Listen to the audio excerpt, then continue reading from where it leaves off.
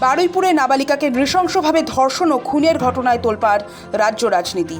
রবিবারের এই নারকীয় ঘটনার আজ ছড়াতেই নজিরবিহীন তৎপরতা দেখিয়েছে বারুইপুর জেলা পুলিশ। ঘটনার তীব্রতা বুঝে এবং অপরাধীদের দ্রুত খাঁচায় পুরতে ইতিমধ্যেই গঠন করা হয়েছে 6 সদস্যের একটি বিশেষ তদন্তকারী দল বা সিট। অ্যাডিশনাল এসপি পিনাকি দত্তের নেতৃত্বে 6 সদস্যের সিট তদন্ত শুরু করেছে।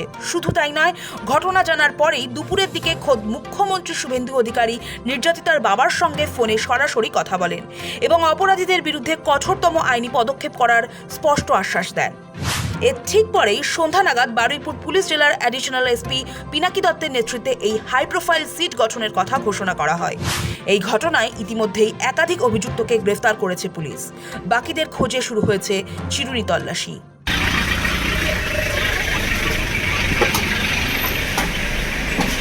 একেবারে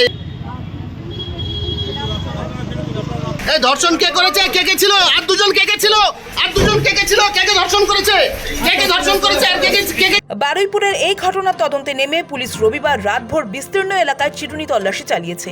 একাধিক অভিযুক্তকে গ্রেফতার করা হয়েছে এবং আরও কয়েকজনকে আটকে রেখে জিজ্ঞাসাবাদও জারি রয়েছে। গোটা পরিস্থিতির ওপর নজর রেখে পুলিশ মূলত 3টি আলাদা এফআইআর দায়ের করেছে। প্রথম মামলা নাবালিকাকে অপহরণ ও নৃশংসভাবে খুন করা সংক্রান্ত। ধৃত ও আটক ব্যক্তিরা মূলত এই মামলারই অভিযুক্ত। দ্বিতীয় মামলা আইন হাতে তুলে নিয়ে সন্দেহভাজন যুবককে পিটিয়ে মারার অপরাধ।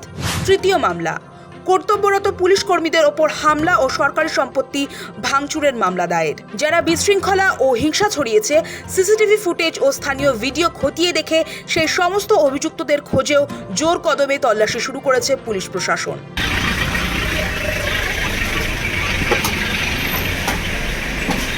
একেবারে এই ধর্ষণ কে করেছে, কে কে ছিল, আর দুজন কে কে ছিল, আর দুজন কে কে ছিল, কে কে ধর্ষণ করেছে, কে কে ধর্ষণ করেছে, আর কে কে। ঘটনার সূত্রপাত শনিবার বিকেল থেকে।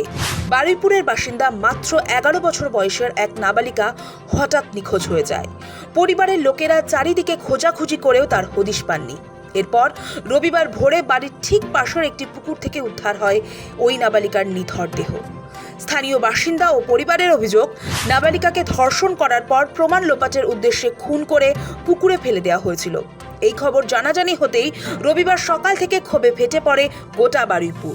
জনরোষ এমন পর্যায়ে পৌঁছায় যে ক্ষুব্ধ জনতার একাংশ এক অভিযুক্তকে ধরে গণপিটুনি দেয় বলে অভিযোগ, যার জেরে ওই অভিযুক্তের মৃত্যু হয়েছে। পরিস্থিতি নিয়ন্ত্রণে আনতে গিয়ে পুলিশকে চরম বেগ পেতে হয়। কুলপি রোডের ওপর নাবালিকার মৃতদেহ রেখে দীর্ঘক্ষণ বিক্ষোভ দেখান উত্তেজিত বাসিন্দারা। রাস্তায় টায়ার ও কাঠ জ্বালিয়ে চলে পথ অবরোধ। শুধু সড়ক পথই নয়, শিয়ালদহ দক্ষিণ শাখার নামখানা লাইনেও প্রায় ঘণ্টাখানেক ধরে ট্রেন অবরোধ করে রাখা হয়। রণক্ষেত্রের চেহারা নেওয়া এই অবরোধ তুলতে গেলে পুলিশের ওপর চড়াও হয় বিক্ষোভকারীরা। ভাঙচুর চালানো হয় পুলিশের গাড়িতেও। রাজ্যের আইন শৃঙ্খলা ও নারী সুরক্ষার প্রশ্নে এই ঘটনা সামনে আসতেই নবান্ন ও পুলিশ মহলে শোরগোল পড়ে যায়। মুখ্যমন্ত্রী শুভেন্দু অধিকারী নিজে উদ্যোগী হয়ে নির্যাতিতার পরিবারের পাশে দাঁড়ান।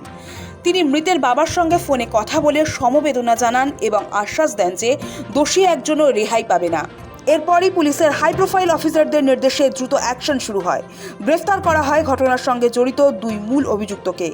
সন্ধ্যা হতেই অ্যাডিশনাল এসপি পিনাকি দত্তের নেতৃত্বে যে 6 সদস্যের সিট গঠিত হয়েছে, তা এই মামলার পুঙ্খানুপুঙ্খ তদন্তভার নিজের হাতে নিয়েছে। জানা গিয়েছে, ধৃতদের পুলিশের ম্যারাথন জেরার মুখে এক ধৃতের দাবি, এই নাবালিকাকে অপহরণ করে মুক্তিপণ আদায়ের ছক কষেছিল তারা। সেই মতোই পরিকল্পনা করে নাবালিকা আটক করা এবং তার বাবার কাছ থেকে মুক্তিপণ চাওয়ার উদ্দেশ্য ছিল বলে পুলিশকে জানায় এক ধৃত। কজন মেরেছে, কজন মিলে? 4 জন ছিল। আমাকে ভয় পেয়ে গেছে, ও শুধু গোলারও পাতুলে মেরেছে। কে পাতুলেছে কে? ওই আনন্দ বলেছিল একটা। আমার সাথে 2 বন্ধু আছে। ওরা কি ধর্ষণ করেছে? ওটা আমি কি ওটা করি না, ওটা আমি দেখিনি না। কি বলেছে ওরা, কি বলেছে? ওরা নিয়ে চলে গেছে আমার থেকে। কখন অপহরণ করেছে? কত রাতে? ওই তখন বাজে প্রায় 9টা প্রায় 10:30 এরকম হবে। ওরা কজন ছিল? যারা 4 জন ছিল। ওরা কি বললো? আমার ভয় পেয়ে গেছে, বলে তোরে মেরে দেবো। কেন? ওই আমি দেখে ফেলেছি তো, সমস্যা। ওরা কি মেয়েটাকে নিল, তুলে নিল? কিছু টাকা খাওয়ার জন্য। তুমি সমস্যাটা কি দেখেছিলে? সমস্যাটা হচ্ছে ওরা 50,000 টাকা চেয়েছে। কার কাছ থেকে? ওই মেয়েটা দেখে দিয়ে টাকা নেবে কিছু, মানে আটকে রেখে দিয়ে। হ্যাঁ, মুক্তিপণ।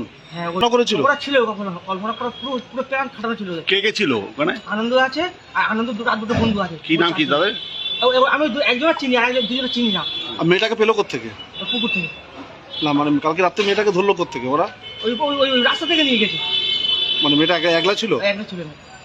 পুলিশ যাচ্ছে। আমি বলি ছেড়েতে আমার ঠেলে মেরে ফেলে গেছে। আচ্ছা, তো তুমি ওদেরকে কি হেল্প করলে?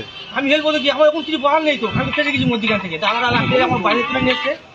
আর তোমার আনন্দ খুন। তবে পরিবার সূত্রে যে খবর পাওয়া গিয়েছে তাতে তদন্তকারীদের কাছে স্পষ্ট, নাবালিকার বাবার কাছে মুক্তিপণ চেয়ে কোনো ফোন আসেনি। আর এখানেই ধৃতদের বয়ানে অসঙ্গতি পাচ্ছে পুলিশ। দোষীদের ফাঁসির দাবিতে সরব পরিবার। নতুন সরকারের কাছে নির্যাতিতার বিচারের দাবিতে অঝরে কান্না মায়ের। দোষীদের শাস্তির আশ্বাস দিয়ে মঙ্গলবার পরিবারকে ভবানী ভবনে ডেকে পাঠিয়েছেন মুখ্যমন্ত্রী। মৃত্যুর ঘটনা প্রকাশ্যে আসার কয়েক ঘন্টার মধ্যেই অ্যাকশন শুরু করে পুলিশ। জাহেদ মিস্ত্রি ও সৌভিক সান্যালের রিপোর্ট, সময় কলকাতা।